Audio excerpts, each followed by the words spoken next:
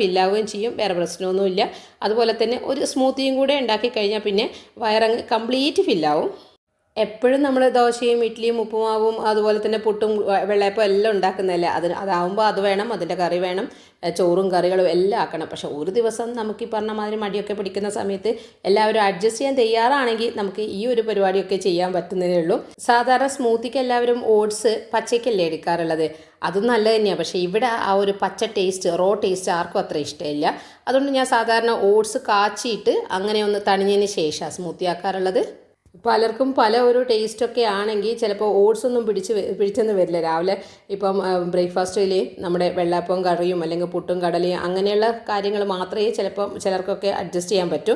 അങ്ങനെയുള്ളവർക്ക് ഈ ഒരു പരിപാടി നടക്കില്ല. പക്ഷേ ഇവിടെ നേരെ വ്യത്യാസമാണ് കേട്ടോ. രാവിലത്തെ തിരക്കിൻ്റെ സമയത്ത് എല്ലാവരും രാവിലെ പോകുന്നതല്ലേ, അതുകൊണ്ട് തന്നെ ഈ ഒരു രീതിയിലൊക്കെ ആക്കി കഴിഞ്ഞാലൊന്നും വലിയ ബുദ്ധിമുട്ടൊന്നുമില്ല.